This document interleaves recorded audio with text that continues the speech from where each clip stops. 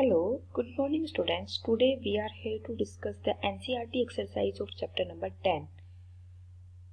In this exercise we are here to discuss question number 5. What is question number 5? A 50 kg girl wearing high heel shoes balances on a single heel. एक girl है जिसका wait आपको 50 kg given है, उसने high heel shoes पहने हुए हैं और उसने अपना जो वेट है वो एक सिंगल हील के ऊपर बैलेंस किया हुआ है। The heel is circular with a diameter of 1 centimetre. Heel का जो बेस है उसका डायमीटर कितना दिया है बेटा? 1 सेंटीमीटर दिया है। What is the pressure exerted by the heel on the horizontal floor? जो हील ने ओरिजोनटल जो आपका फ्लोर है जिसके ऊपर वो गर्ल मूव कर पा रही है उसके ऊपर कितना प्रेशर एक्सर्ट किया है, we have to find out that pressure and we know that pressure is equal to force upon area. Force क्या होगा बेटा? यहाँ पर गर्ल के वेट के इक्वल फोर्स होगा। तो गर्ल का वेट कितना दिया है आपको? 50 kg दिया है। अगर हम उसका फोर्स देखते हैं तो क्या हो जाएगा? m into g. It means 50 into 9.8 आप रख सकते हैं। This will be equal to 490 newton. अब हमें फोर्स अपॉन एरिया से हम प्रेशर फाइंड आउट करेंगे। तो एरिया क्या हो जाएगा आपका? Pi are square, because the base is circular. तो सर्कल का एरिया कितना होता है बच्चों? Pi are square. लेकिन यहाँ पर हमें डायमीटर दिया है तो we have to find out the radii और you can directly put d by 2. So area will be equal to pi d by 2 का square, it means pi d square by 4.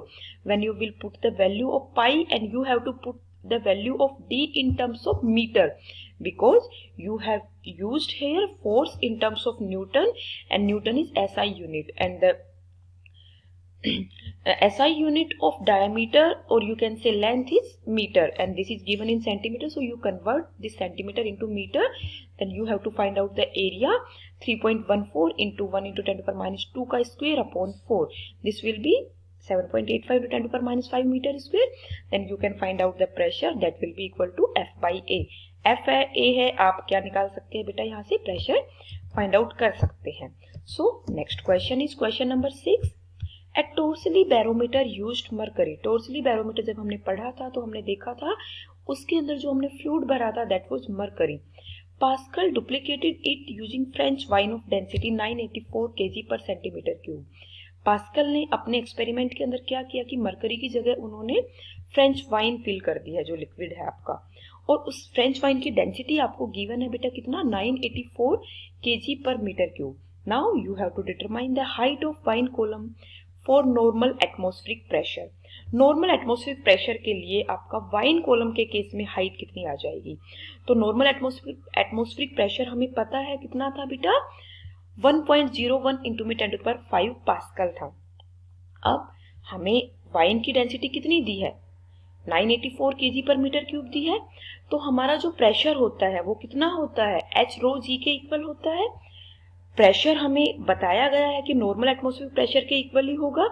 उस केस में हमें height of wine find out करें तो height find out करनी है। जी आपको 9.8 पता है, रो आपको 984 गिवन है, तो you can find out the height of wine column, that will be equal to p upon rho g. p is 1.01 into 10 to the power 5 upon 984 into 9.8. This will be the height of wine column. These two questions are clear to you. Now we will proceed for the next question. So your next question is for question number 14. This is based on Bernoulli's theorem. What is given in this question? In a test experiment on a model aeroplane in a wind tunnel. एक कोई model aeroplane है जिसको आप wind tunnel के अंदर बात कर रहे हैं। तो the flow speed of upper and lower surface of the wing. Upper surface और lower surface of the wing की फ्लो स्पीड आपको कितनी गिवन है बेटा? अपर सरफेस की 70 मीटर पर सेकेंड गिवन है, लोअर सरफेस की आपको 63 मीटर पर सेकेंड गिवन है। What is the lift on the wing if it's area is 2.5 metre square. आपका लिफ्ट कितना होगा विंग के ऊपर अगर उसका एरिया आपको गिवन है 2.5 मीटर स्क्वायर और डेंसिटी एयर की आपको गिवन है 1.3 kg पर मीटर क्यूब। अब आपको क्या फाइंड आउट करना है बेटा? उसके ऊपर लिफ्ट फाइंड आउट करना है। तो इसके लिए हम देखेंगे कि हमें ऊपर और नीचे की वेलोसिटी गिवन है, हाइट की बात हमें नहीं की हुई है, हमें प्रेशर दोनों अलग अलग पता होंगे। ड्रो आपको 1.3 kg पर मीटर क्यूब दिया हुआ है और एरिया आपको 2.5 मीटर स्क्वायर दिया हुआ है, तो you have to apply the Bernoulli theorem. Bernoulli theorem क्या होती है? Pressure energy plus kinetic energy plus potential energy का जो सम होता है वो कांस्टेंट होता है। तो यहाँ पर हम दोनों विंग के अपर और लोअर केस की बात करेंगे, तो क्या हो जाएगा? P1 by rho plus GH plus 1/2 V1 square is equal to, down side की बात करेंगे तो P2 by rho plus GH plus 1/2 V2 square. यहाँ पर H हमें नहीं दिया है तो मानेंगे कि वो दोनों नियर अबाउट सेम हाइट के ऊपर हैं, तो जो आपका पोटेंशियल एनर्जी का टर्म होगा वो आपका कैंसिल आउट हो जाएगा। फिर आप क्या बोलेंगे बेटा? P1 by rho minus P2 by rho is equal to 1/2 V2 square minus V1 square. Rho आपको गिवन है, V2 V1 गिवन है, तो यहाँ से आप P1 minus P2 that is pressure difference above and below the wings आप find out कर सकते हैं। सारी वैल्यूज आप पुट करिए, प्रेशर डिफरेंस देखिए आपका क्या आ जाएगा बेटा? P1 minus P2 will be equal to 1/2 rho V2 square minus V1 square. It means V2 आपको गिवन है कितना? 63, 70 और V1 गिवन है 63, रो आपको गिवन है 1.3, तो आपका प्रेशर डिफरेंस कितना आ जाएगा बेटा? 60.15 पास्कल। अब आपको लिफ्ट फाइंड आउट करना है, तो जो प्रेशर डिफरेंस है इसी की वजह से आपका जो एरोप्लेन है वो ऊपर उड़ पाता है। तो वो अगर लिफ्ट आपको फाइंड आउट करना है तो हमें क्या करना पड़ेगा बेटा? फोर्स फाइंड आउट करना पड़ेगा। मतलब कि आपको क्या करना पड़ेगा? Pressure into area, pressure is equal to force upon area. तो फोर्स कितना हो जाएगा, लिफ्ट कितना हो जाएगा? Pressure into area. It means आपने जो प्रेशर डिफरेंस निकाला है वो इनटू एरिया कितना गिवन था? 2.5। तो this will be equal to somewhat 1.51 into 10⁻³ Newton. So this is the lift on the aeroplane due to which the aeroplane will move upward or downward direction, whatever be the case. Next question है आपका question number 16। ये जो question है बेटा ये आपका equation of continuity पे base है। तो इस क्वेश्चन को हम देखते हैं। The cylindrical tube of a spray pump has a cross section of 8 centimetre square. आपको एक सिलेंड्रिकल ट्यूब है, उसके अंदर एक स्पेयर पंप है जिसका क्रॉस सेक्शन एरिया आपको गिवन है बेटा 8 centimetre square. One end of which has 40 fine holes each of diameter 1 mm। जिसके एक एंड के ऊपर आपका कितना है? 40 फाइन होल बने हुए हैं और हर एक होल का आपको डायमीटर कितना गिवन है बेटा? 1 mm गिवन है। अब आपको आगे दिया हुआ है if the liquid flow inside the tube. Initially जो आपका 8 सेंटीमीटर स्क्वायर से जो आपका लिक्विड आएगा वो किस रेट से फ्लो कर रहा है? 1.5 मीटर पर मिनट। तो ये आपको उसकी रेट दी हुई है, उसकी स्पीड दी हुई है। What is the speed of ejection of the liquid through the holes. तो ये आपको इनिशियल स्पीड दी है, ये इसको इनिशियल एरिया दिया है, ये आपको कंडीशन दी है जिससे कि आप सेकंड एरिया निकाल सकते हैं, और आपको इजेक्शन की वेलोसिटी या इजेक्शन की स्पीड आपसे पूछी है। तो बेटा हमारा जो इक्वेशन ऑफ कॉन्टिन्यूटी होता है वो क्या होता है? A1 V1 is equal to A2 V2. A1 is given to you 8 centimeter square. If you will convert this 8 centimeter square in meter square, then A1 will be equal to 8 into 10⁻⁴ meter square.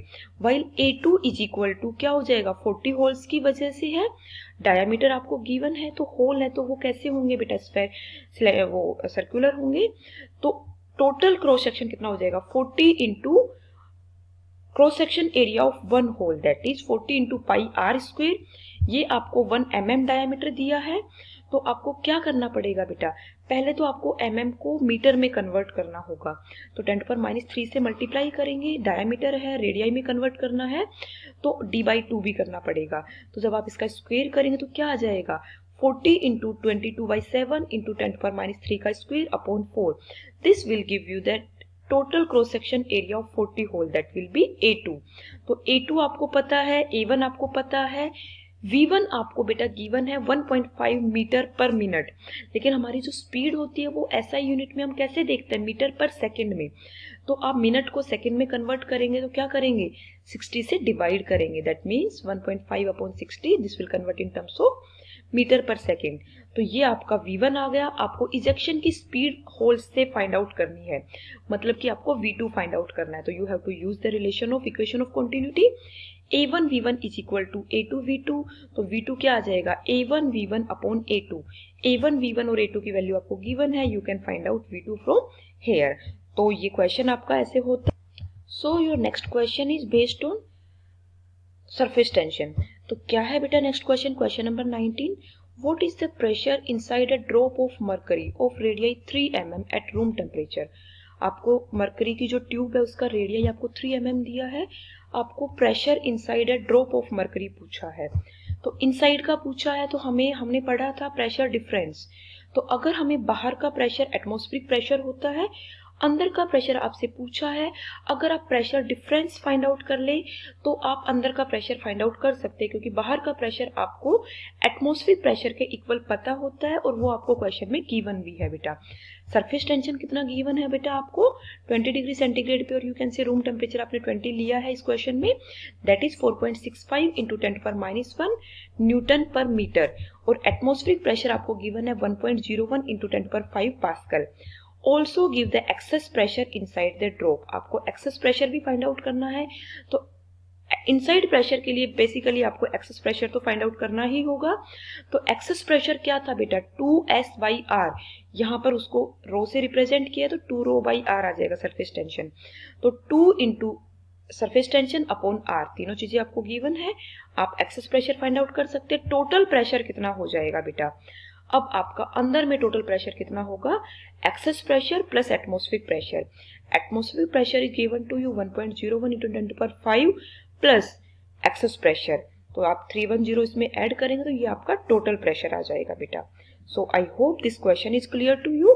So this is all about NCERT exercise of this chapter. The remaining question you have to solve by yourself. I have taken one example, one question related to each and every topic. Try the next questions. If there is any doubt, you can ask me beta. Thank you बच्चे. God bless you.